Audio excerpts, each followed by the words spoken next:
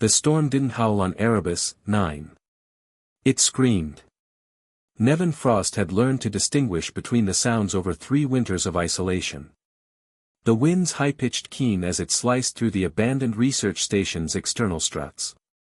The deep, thunderous groan of ice sheets shifting beneath the permafrost. The constant patter of crystallized methane pellets striking reinforced plasteel like vengeful fingernails. But tonight, something else whispered beneath the cacophony. Nevin paused in the cramped monitoring room, his hand frozen above the environmental controls. The temperature outside had dropped another 12 degrees in the past hour. At -87, exposed flesh would freeze in seconds, blood crystallizing before the heart could pump it back. He'd seen it happen once. Only once. There it was again. A voice. Not mechanical. Not the station's dying systems playing tricks on his mind. Singing. Soft, melodic, a lullaby perhaps, carried impossibly through the storm.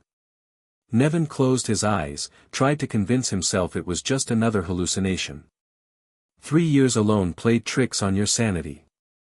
Corporate had promised a relief team 18 months ago. They never came.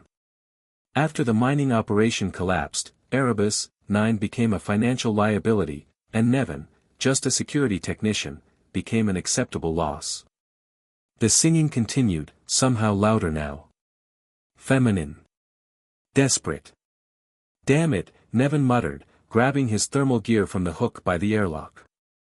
The suit was patched in a dozen places, insulation foam spilling from torn seams, but it would keep him alive long enough. Maybe. He checked his oxygen levels and activated his locator beacon, a habit more than necessity. No one was coming to find him if he got lost. His gloved fingers wrapped around the shock baton clipped to his belt. The last time he'd ventured into a storm, he'd encountered one of the indigenous predators, all teeth and hunger and evolutionary adaptations to sub-zero temperatures. The airlock hissed, protesting as it cycled open. The storm hit him like a physical blow, nearly knocking him backward. Snow and ice particles slashed horizontally, reducing visibility to mere meters. Nevin activated his helmet's thermal imaging and took his first step into the white oblivion. He followed the singing, though logic screamed at him to turn back. No human could survive in this. No settlement existed within 200 kilometers. Yet the voice pulled him forward, growing clearer with each agonizing step. 20 minutes later, thermal imaging picked up a heat signature nestled against the wreckage of what had once been the station's communication array. A figure hunched protectively over something smaller. Survival instinct told Nevin to approach cautiously, weapon ready. But when he drew closer, his breath caught in his throat. She wasn't human. Her skin gleamed with a faint blue luminescence, barely visible beneath the frost coating her exposed shoulders and arms. White hair, almost indistinguishable from the snow, cascaded down her back in tangled streams. Her clothing, ceremonial by the looks of it, offered little protection against Erebus 9's lethal environment. In her arms, she cradled a child, smaller but with matching azure skin. The woman continued singing, though her voice had grown ragged, each note a struggle against the cold claiming her body. Nevin stepped forward, and her head snapped up. Her eyes were deep violet, pupilless, and filled with something beyond fear, resignation. "Please," she whispered, her voice barely audible above the wind. "Let her dream away. Let her think she's somewhere warm." The child wasn't moving. Nevin knelt beside them, his scanner detecting the faintest life signs from the smaller figure. He'd seen this before, a different time, a different world, but the same desperation in a mother's eyes. Last time, he'd been too late. His fingers tightened around the shock baton before deliberately releasing it. "I can help," he said, voice amplified through his helmet speaker. "But we need to move now." The woman's arms tightened around her daughter. Nevin noticed the small crystal pendant hanging from the child's neck, pulsing with an internal blue light. Something about it triggered recognition. He'd seen similar artifacts on smuggler vessels, valuable beyond measure. "I'm not going to hurt either of you," he continued when she didn't respond. But she's dying. You both are. A moment passed. Then another. The storm intensified around them, visibility dropping further. Finally, the woman gave a single, slow nod. Nevin unclipped his emergency thermal blanket and activated its heating elements, wrapping it around both figures. He lifted the child into his arms, her weight disturbingly light, and gestured for the mother to follow. She struggled to stand, her bare feet breaking free from ice that had begun to form around them. "Can you walk?" he asked. "I've walked across stars," she replied, voice hollow. "A little farther won't matter." Together they pushed through the storm, Nevin breaking trail while the woman followed in his footsteps. The child remained motionless against his chest, but his scanner detected her heartbeat, irregular but present. When they finally reached the station's outer door, Nevin punched in his access code with numb fingers. The lock disengaged with a reluctant groan. Inside, warmth enveloped them as the airlock cycled closed, shutting out the howling storm. Nevin carried the child through dimly lit corridors to the station's central living area. He'd maintained only essential systems to conserve power, but the heating unit here still functioned properly. He gently laid the child on his sleeping mat and turned to the woman, who stood swaying slightly, disoriented by the sudden warmth and silence. "Who are you?" Nevin asked, removing his helmet. "How did you get here?" The woman sank to her knees beside her daughter. "My name is Talia," she said, her voice musical despite its roughness. "She is Persephone." Her long fingers arranged the thermal blanket more securely around the child's small form. "That doesn't answer my question," Nevin said, retrieving a medkit from a nearby storage locker. "There's no settlement for hundreds of kilometers. No ships have landed here in years." Talia's eyes met his. "We came in a transport vessel. Small. Unmarked." She hesitated. "It crashed 30 kilometers east." "Impossible. My scanners would have detected it." "It was shielded," she replied. "We walked for 3 days." Nevin opened the medkit and removed a nutrient solution packet. "Here," he said, offering it to her. "It tastes terrible, but it will help." Talia took it hesitantly.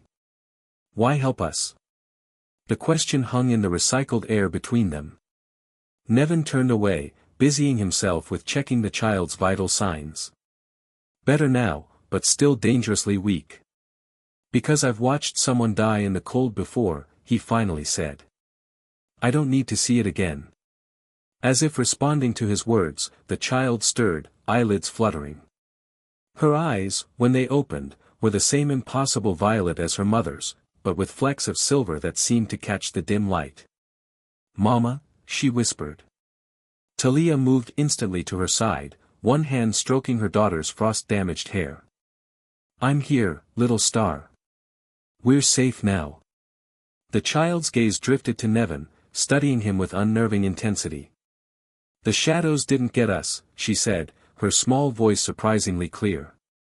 "No," Nevin replied, unsure how to speak to a child after so many years of solitude. "The shadows didn't get you." Persephone's hand lifted to touch the crystal pendant at her throat. It pulsed brighter at her touch, casting blue shadows across her face. "They're still coming, though," she said simply. "I can feel them." Talia shot Nevin a guarded look before turning back to her daughter. "Rest now," she soothed. "We're safe here." But Nevin had lived on Erebus 9 long enough to recognize a lie when he heard one. He rose and moved to the monitoring station in the corner of the room. The external sensors showed nothing but the continuing storm, but something in the child's words had triggered his instincts. He activated the long-range scanner, a system he rarely used due to its power consumption. For several minutes, the display showed only static interference from the storm. Then a blip. Faint, at the very edge of range. Moving slowly but deliberately through the blizzard. Toward the station. Nevin disabled the screen before turning back to Talia and Persephone. The child had drifted back to sleep, but Talia watched him, her expression unreadable. "You're being hunted," he said, not a question but a statement. Talia's fingers traced the crystal on her daughter's necklace. "Not me," she whispered. "Her." Outside, the storm continued its assault on the station's exterior. But for the first time in 3 years, Nevin felt something stir within him that he'd thought long dead. Purpose. Night on Erebus, 9 lasted 43 standard hours. Nevin had stopped counting them long ago, but now he marked each passing minute with growing unease. The blip on his scanner had disappeared, swallowed by the storm or by something more troubling, signal jamming technology. Either possibility left him restless, checking and rechecking the station's limited security measures. In the makeshift sleeping area, Persephone's condition had stabilized. Her temperature had risen to what Nevin assumed was normal for her species, and color had returned to her azure skin, the bioluminescent patterns beneath pulsing more strongly. Talia hadn't left her side, though exhaustion had finally claimed her. She slept sitting upright, one hand still clasping her daughter's. Nevin watched them from across the room, a forgotten cup of synthetic coffee cooling between his palms. The scene stirred memories he'd spent years burying, another woman, another child, another frozen world where he'd failed to act quickly enough. Corporate had called it an acceptable casualty rate. Nevin had called it murder. That disagreement had earned him reassignment to this frozen hell. A soft sound drew his attention. Persephone had awakened and was studying the room with curious eyes. When she noticed him watching, she didn't flinch or look away. "Your walls remember things," she said, her voice surprisingly clear for someone who had nearly frozen to death hours earlier. Nevin set down his cup. "What?" "The metal," Persephone clarified, one small hand rising to touch the nearest wall panel. "It remembers being something else. Before it was walls." Despite himself, Nevin approached, crouching several feet away from her. "That's an interesting way of looking at it." "It's true," she insisted. "Everything remembers what it was." Her violet eyes fixed on him with disconcerting intensity. "Even you." Before Nevin could respond, Talia stirred, instantly alert. Her hand closed protectively around her daughter's wrist, a motion so practiced it seemed reflexive. "She's just talking," Nevin assured her. "She seems much stronger." Talia relaxed marginally. "She heals quickly." A pause. "We both do." "Good. Because I need answers." Nevin kept his voice level. "Whatever's out there in that storm, it's coming here. And I need to know what I'm dealing with." Talia's expression closed. "We should leave. Now." "In that?" Nevin gestured toward the nearest viewport, where ice crystals slashed horizontally across the reinforced glass. "You wouldn't make it 10 meters. We've survived worse." "Barely." Nevin crossed his arms. "Look, I've risked my life to help you. The least you can do is tell me why I might die for it."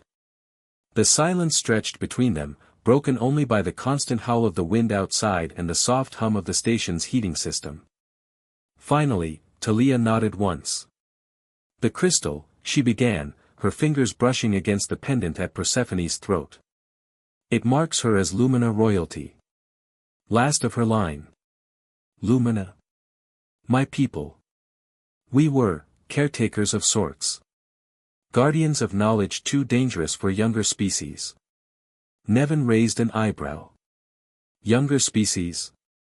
Like humans?" Talia's lips curved in what might have been a smile. "Among others. We observed, documented, occasionally intervened when civilizations approached certain technological thresholds. And now? Now we are nearly extinct." Talia's voice remained even, but something ancient and painful moved behind her eyes. "A coalition of mercenary groups discovered one of our archive worlds. They couldn't access our knowledge directly, but they learned that Lumina royal blood can activate certain technologies. They began hunting us systematically." Persephone looked up at her mother. "They took cousin Thelion." And Antirova. Yes, Talia confirmed softly. They did. Nevin processed this. And they're hunting you specifically because she is the last child born to the royal line. Talia stroked her daughter's white hair. The mercenaries are led by a man called Darius. Former military, now working for whoever pays highest. Currently, that's the hegemony. Nevin knew of the hegemony, a loose alliance of corporate powers operating in the outer systems, beyond effective government control. The type who had abandoned him on this frozen rock. How did you end up here? He asked. We've been running for months, Talia replied. Planet to planet, always one step ahead. I thought coming to an abandoned world might give us time to regroup, find another way off system. Until your ship crashed. Talia nodded. Navigation systems failed during atmospheric entry. I managed to set down, but the impact damaged our emergency beacon. We started walking, hoping to find shelter. And instead, you found me. Nevin stood, moved to the monitoring console, and checked the scanners again. Still nothing. Too much nothing. If these mercenaries have tracking technology that works in this storm, they're better equipped than most military units. Darius has resources, Talia said. And determination. Persephone had been quiet, but now she slipped from beneath the thermal blanket and approached Nevin. She stood beside him, barely reaching his elbow, studying the console with obvious fascination.